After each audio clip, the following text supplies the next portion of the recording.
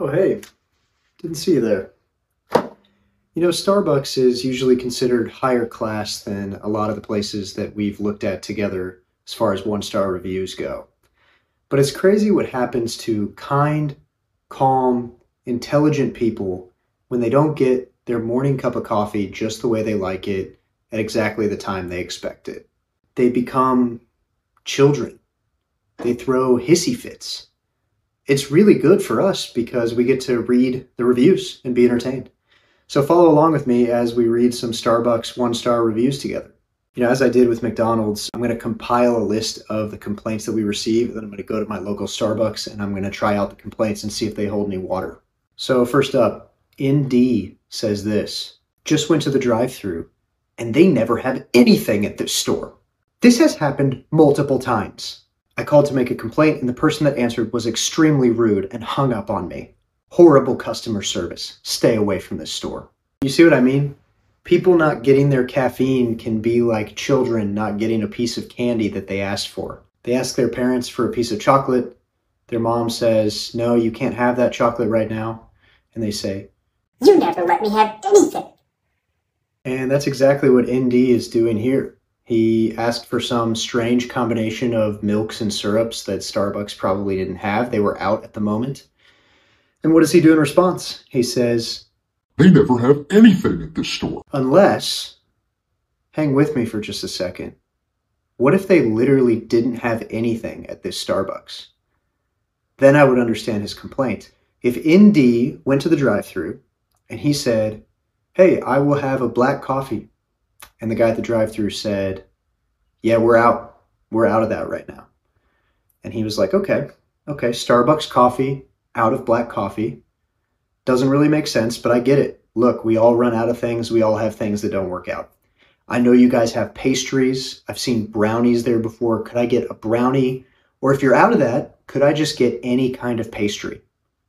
And the guy's like, yeah, we don't have any of that today. We're all out. And ND was like, okay, Starbucks coffee, out of brownies, out of pastries, and out of coffee. No worries at all. I would like to give you my money for anything. I would like to give you my money in exchange for anything. What do you have that I could give you money for? Give you my money for? And the guy was like, nothing. We have nothing that you could purchase from us. Then ND's review would make sense to me and I would understand it. But this is a complaint that we need to test out. And so we'll start our list with this. I need to go to Starbucks and see if they have anything available for sale. If they have one thing available for sale, this review is disproved, at least in my local area. Okay, so we're going to keep moving. But I need you to remember that some of these people are physically dependent on caffeine, and they are not getting the drug that their body needs to stay awake. So just keep that in mind. Let's try to be a little bit sympathetic toward these people, as they're basically addicts, unable to scratch an itch for a drug that they need.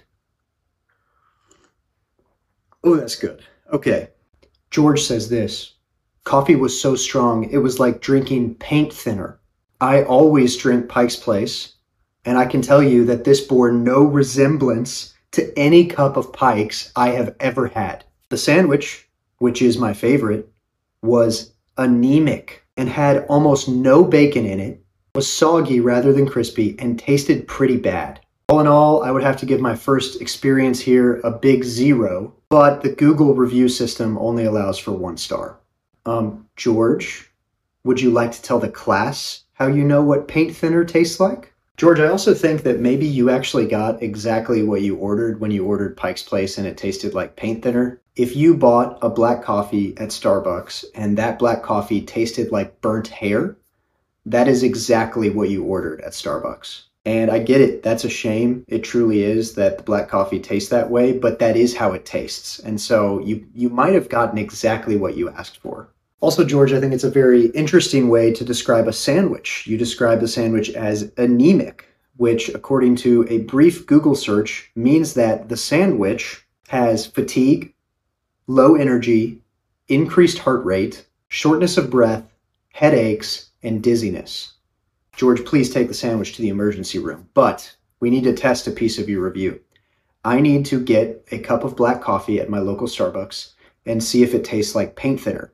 Now, unlike George, I have never tasted paint thinner before, but I can guess what it tastes like. And just for some context, I actually love black coffee. Let me clarify. I love good black coffee. I don't think I've enjoyed a cup of black coffee from Starbucks before. Okay, we've now reached my favorite part of the show where we're going to take a break from valid complaints and read 2 reviews that are just completely out of the blue that I happen to like quite a bit because they're probably from boomers and I basically identify as a boomer. So here we go. Charles says this, 2 stars. I don't like Starbucks, the wife does. This is like Charles got caught committing a crime. It's like he got pulled over and the cop was like, whose drugs are these? And he's like, those are my friend's drugs. I don't even do drugs. I was holding those for a friend. It's like he got pulled over with Starbucks. He got caught going to Starbucks by Google Maps. He's like, hold on, you don't understand. My wife ordered that unicorn mocha frappuccino with extra caramel. Why is it half drank? And why is my wife not in the car? And why do I have a milk mustache? My other favorite review is from Joann. And Joann simply says this. Not sure why this popped up as me having been there. Never have been and never will go there. Too woke for me to give them my money. So Joann thinks Starbucks is too woke to earn her money. And that's fair, Joann. I guess you'd rather go somewhere where all the employees are asleep. Said, I guess you'd rather go somewhere where all the employees are asleep. Asleep. No, but for real, Joann, you're not missing out on much. Their coffee is over roasted to shreds, and they just dump sugar on it to try to make you forget about that. But you are really not missing out. A lot of coffee shops you could go to that aren't Starbucks that I think you'd enjoy. Okay, I'm going to put this down now because we need to get back to business and read some reviews that we can actually test. Patrick says this. Let's just say I didn't have a 5-star experience. I mean, who's running this place? Toddlers? If I could give it no stars, I would. The service is horrible, and I waited in the drive-thru for over 30 minutes. This type of service is absolutely unacceptable. You know what's really interesting about this review? If you think about it, it's called a drive-thru because you drive through it. Maybe Patrick didn't misspell it. Maybe, in this case, because he couldn't get through the drive-thru and he just drove there, it really is a drive-there. You see, when you can't get through a drive-thru, but you just drive there, a drive-thru becomes a drive-there. But the part about the review that I'm interested in testing is this. Toddlers. Are toddlers managing a functioning Starbucks coffee shop? If so, this is not only highly irresponsible, it is likely a violation of United States labor laws. Now, I'm just saying, companies are trying to find creative ways to cut costs, and Starbucks corporate very well could have said, we will allow toddlers to be in charge of one Starbucks location. If I find out that this is the truth, it goes much deeper than we ever thought that it does, and they are much more woke than anybody could have imagined. Timothy says this, every time I order, it takes 20 to 25 minutes for them to prepaid a tea. It takes them that long to fill a paper cup with hot water and add a tea bag. You know, Timothy is actually on the verge of a major mental breakthrough that most consistent Starbucks users never have. And I'm going to let you in on a little secret, Timothy. You can actually make your own tea and your own coffee at home in less time and at a fraction of the cost of Starbucks coffee shop. Not only that, you can actually make much better tea and coffee at home at a fraction of the time, at a fraction of the cost of a Starbucks coffee shop. This truth is something that the elites don't want you to know. But I'm here to pull back the veil and tell you, make your own dang coffee and tea at home. It is so much cheaper and can be so much better. So we will see how long it takes me to get my cup of black coffee. Finally, let's hear from our friend KauJana, who says this. I walked in good spirits, and left because the rudeness was disgusting. Girl walks up to us. Have you ordered? I ask, can I have the lemon emoji, cake? There's one left. She says, There ain't no. My friend whispers, We're out of here. negative spirit and energy. The drama in this review could win an Oscar, if I'm being honest with you. This is the only sit-down Starbucks where somebody takes your order at a table that I know of in the entire country. But listen to this rudeness that ruined the good spirits that KauJana walked in with.